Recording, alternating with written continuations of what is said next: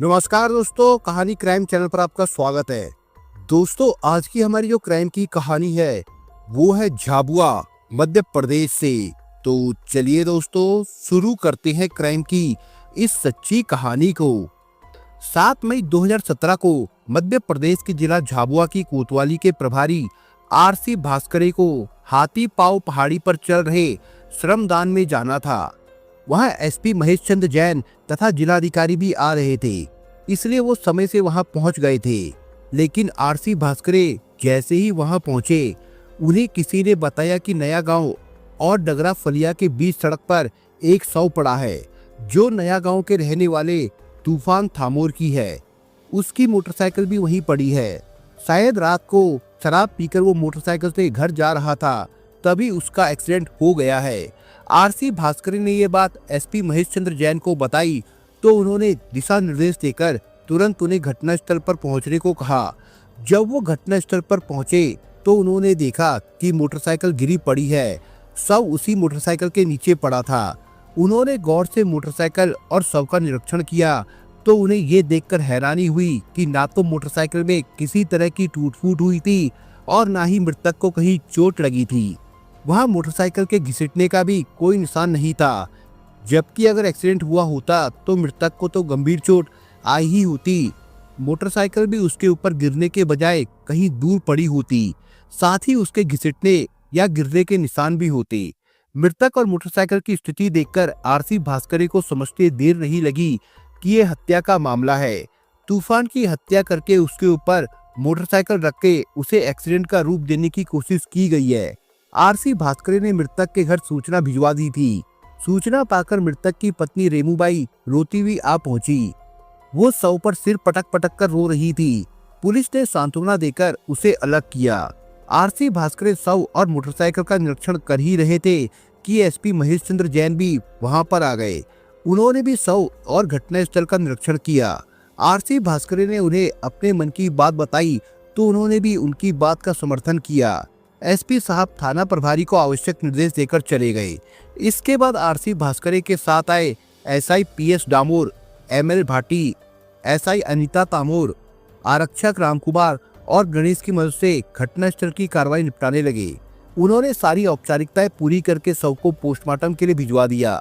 अब तक मृतक की पत्नी रेमूबाई काफी हद तक शांत हो गई थी। आरसी भास्करे ने उससे पूछताछ शुरू की तो उसने बताया कि उसके पति की मौत एक्सीडेंट से हुई है। पुलिस ने जब उससे कहा कि तूफान की मौत एक्सीडेंट से नहीं हुई है, किसी ने उसकी हत्या की है, तो उसने हैरानी से कहा, साहब मेरे पति की कोई हत्या क्यों करेगा? उनकी तो किसी से कोई दुश्मनी भी नहीं थी। आपको गलतफहमी हो रही है।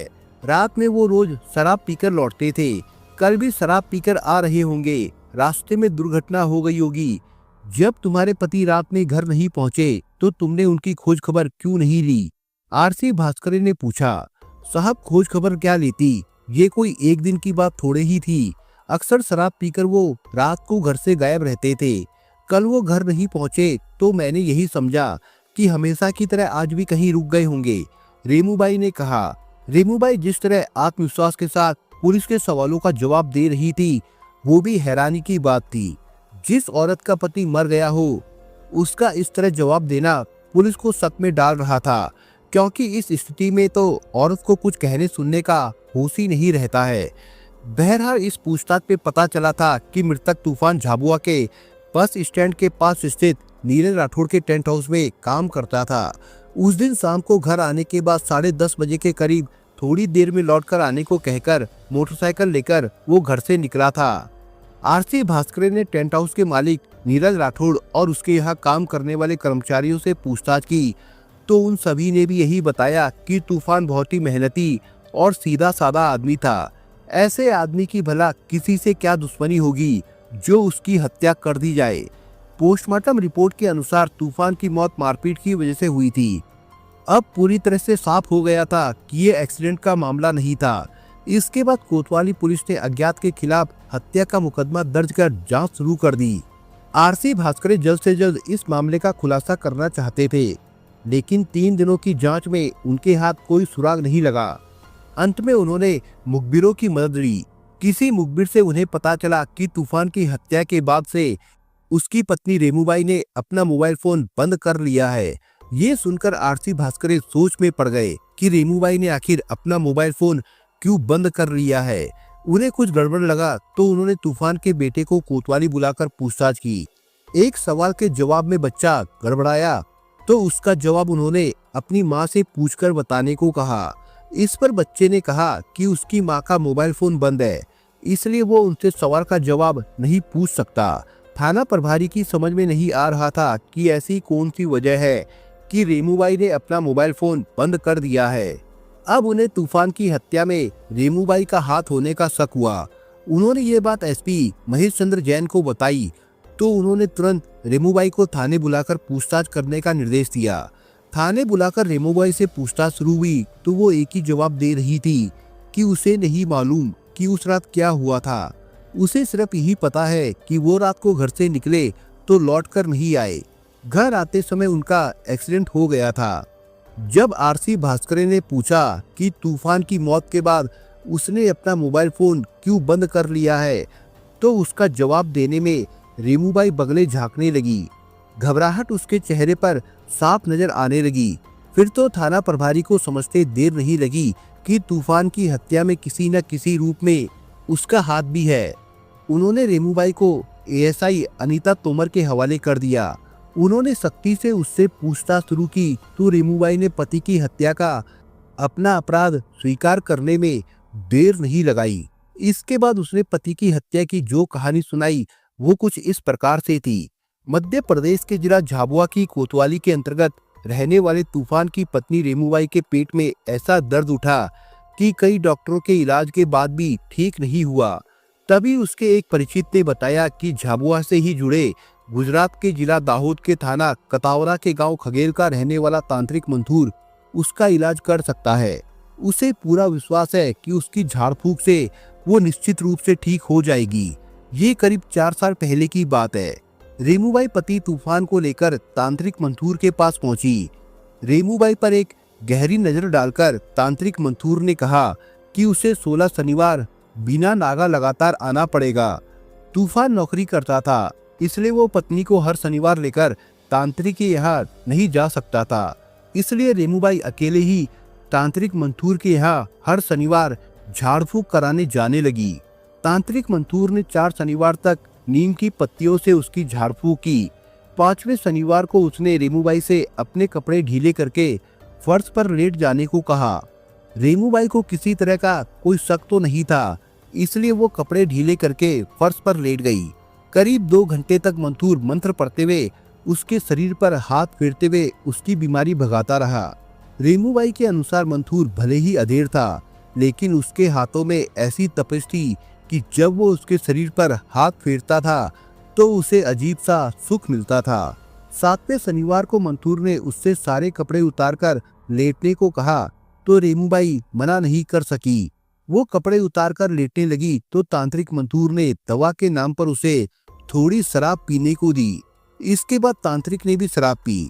झाड़ फूंक करते करते मंथूर रेमूबाई के ऊपर लेट गया तो तांत्रिक प्रक्रिया समझकर रेमूबाई ने कोई विरोध नहीं किया।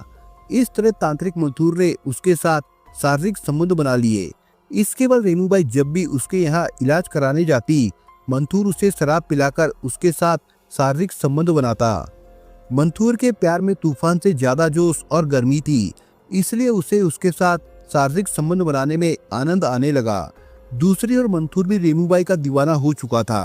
अब वो इलाज के बहाने उसके घर भी आने लगा था। 16 शनिवार पूरे हो गए तो तूफान ने पत्नी से कहा, अब तो तुम्हारा इलाज पूरा हो चुका है, अब तुम तांत्रिक के यहाँ क्यों जाती हो। तांत्रिक के प्यार में उलझी रेमूबाई ने कहा, अभी मैं पूरी तरह स्वस्थ नहीं हुई हूँ, इसलिए अभी मुझे इलाज की और जरूरत है। आखिर कब तक रेमूबाई बहाने बनाकर तांत्रिक के पास जाती रहती।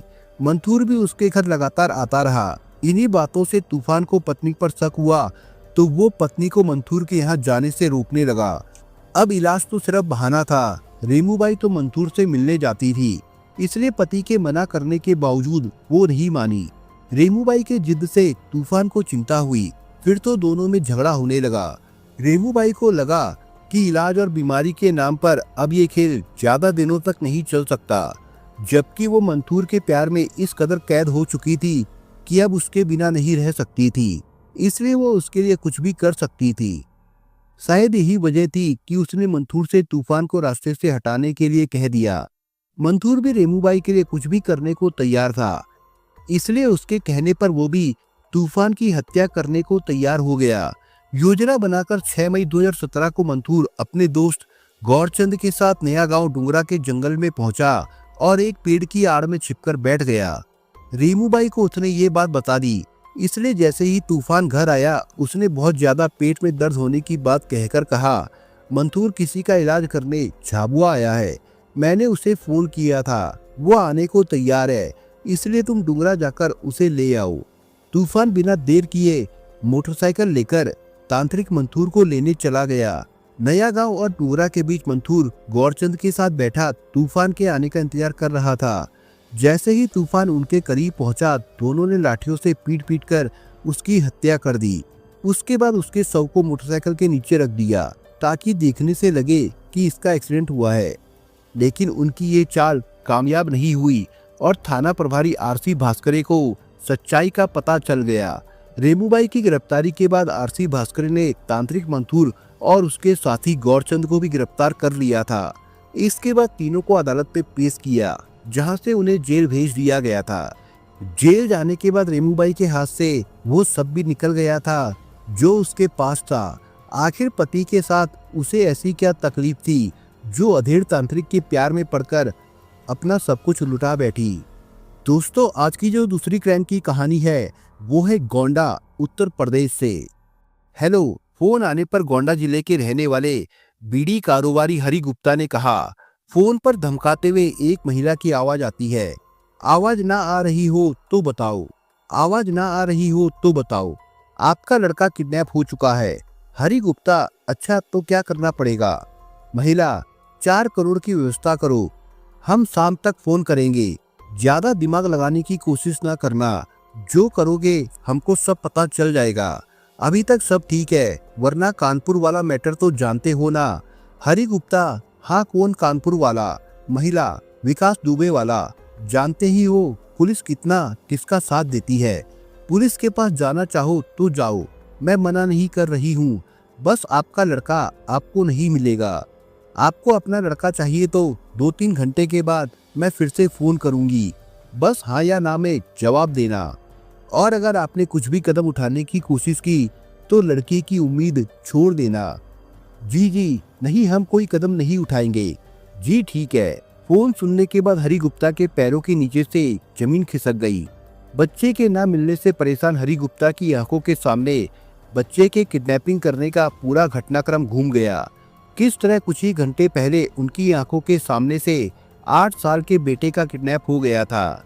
उत्तर प्रदेश की राजधानी लखनऊ से करीब 200 किलोमीटर दूर गोंडा जिले में करनेलगंज कोतवाली क्षेत्र में गाड़ी बाजार में रहने वाले बीड़ी कारोबारी राजेश गुप्ता के घर पर गुरुवार 23 जुलाई 2020 की दोपहर अल्ट्रो कार से कुछ लोग आते हैं। राजेश गुप्ता के घर के सामने उनके बेटे हरि गुप्ता अपने 8 साल के बेटे आयुष उर्फ नामों के साथ खड़े थे। उन लोगों ने हरि गुप्ता से उसका मोबाइल नंबर मांगा और खुद को स्वास्थ्य विभाग का कर्मचारी बताकर कहा कि किसी को गाड़ी तक भेज दे मास्क लेने के लिए। ये बात सुनकर 8 साल का आयुष उनके साथ चला गया। जब कुछ देर आयुष नहीं वापस आया तब उसकी खोजबीन की गई। वहां लगे सीसीटीवी कैमरों में देखा गया कि आयुष को उसी मास्क देने वाली कार में बिठाकर ले जाया गया है। कुछ देर तो गाड़ी दिखती है, फिर कच्चे रास्ते में उतर जाती है, जहां से वो दिखना बंद हो जाती है। शाम को करीब 4 बजे हरि गुप्ता के मोबाइल पर फोन आने के बाद पता चलता है कि आयुष का किडनैप कर लिया गया है और किडनैप करने वाले 4 करोड़ की फिरौती मांग रहे हैं। हरि गुप्ता और उनका परिवार पूरी जानकारी करनेलगंज थाने की पुलिस को देता है। अपहरण की बात पता चलते ही राजधानी लखनऊ तथा पुलिस विभाग को इसकी सूचना मिलती है। पुलिस विभाग ने किडनैपिंग करने वालों का पता लगाने के लिए स्पेशल टास्क फोर्स को लगाती है। इसके बाद पुलिस 17 घंटों की कड़ी मेहनत के बाद बच्चे को सकुशल बरामद करने में सफल हो जाती है। यूपी एडीजी प्रशांत कुमार ने बताया कि पुलिस कार्रवाई में 2 बदमाश उमेश यादव और दीपू कश्यप घायल हुए हैं। सूरज पांडे, छवि पांडे को गिरफ्तार किया गया है। घटना में एक अल्टो कार बरामद की गई है। अपराधियों से पिस्टल और 2 तमंचे भी बरामद हुए हैं। घायल बदमाशों का इलाज चल रहा है। पुलिस की ओर से बदमाशों का मेडिकल कराया जाएगा और आगे की कार्रवाई की जाएगी। जो अन्य लोग शामिल होंगे उनके खिलाफ भी कार्रवाई होगी। अपहरण की इस घटना में मुख्य आरोपी के रूप में सूरज पांडे और उसकी पत्नी छवि पांडे का नाम लिया जा रहा है। पुलिस के अनुसार छवि की जिम्मेदारी फोन करके फिरौती मांगने की थी। छवि पांडे सूरज पांडे की पत्नी है। छवि भी इस किडनैपिंग केस में शामिल थी। उसने ही बच्चे के कारोबारी पिता को फिरौती के लिए फोन किया था। उसने फोन करके 4 करोड़ रुपए की फिरौती मांगी थी। फिरौती की कॉल रिकॉर्डिंग से पुलिस को ये पता लगा कि अपराधी पेशेवर नहीं है। बच्चे का किडनैप करने वाले बदमाशों से जब फिरौती के लिए कारोबारी को फोन आया तो उन्होंने इस कॉल को अपने मोबाइल पर रिकॉर्ड कर लिया था। फिरौती की कॉल रिकॉर्डिंग पुलिस को दी। पुलिस ने जब इसे सुना तो उन्हें ये साफ हो गया कि किडनैपर कोई प्रोफेशनल नहीं है। छवि फोन पर कारोबारी से बात करते हुए अटक भी रही थी। छवि और कारोबारी के बीच हुई बातचीत के वायरल ऑडियो में छवि ने फिरौती के लिए कारोबारी को धमकी दी। किडनैपरों ने कहा कि पुलिस के पास जाना चाहो तो जाओ, लेकिन फिर आपका लड़का नहीं मिलेगा। उसने ये भी कहा कि फिरौती का जवाब हाँ या ना में ही मिलना चाहिए। छवि का पति सूरज पांडे राजेंद्र पांडे का पुत्र है और गोंडा का रहने वाला है। जानकारी के मुताबिक छवि उन्नाव की है, लेकिन उसकी शादी सूरज के साथ हुई है। तब से वो गोंडा में ही रहते हैं। तीसरे आरोपी का नाम उमेश यादव है, जो रमनशंकर यादव का बेटा है और वो भी गोंडा का ही रहने वाला है। चौथा आरोपी दीपू कश्यप है, जो राम नरेश कश्यप का बेटा है और सोनवरा थाना करनेलगंज जनपद गोंडा का निवासी है। पुलिस ने सभी को पकड़ लिया था। इसके बाद पुलिस ने पूछताछ पूरी होने के बाद सभी को कोर्ट में पेश किया, जहां से सभी को जेल भेज दिया गया था। दोस्तों, इस कहानी के बारे में आपके विचार क्या है, हमें कमेंट बॉक्स में जरूर बताएं। और दोस्तों, अगर आपको हमारा काम पसंद आया हो तो वीडियो को लाइक शेयर जरूर करिए। और अगर आपने अभी तक चैनल को सब्सक्राइब नहीं किया हो तो जाने से पहले चैनल को सब्सक्राइब जरूर करिए दोस्तों। धन्यवाद।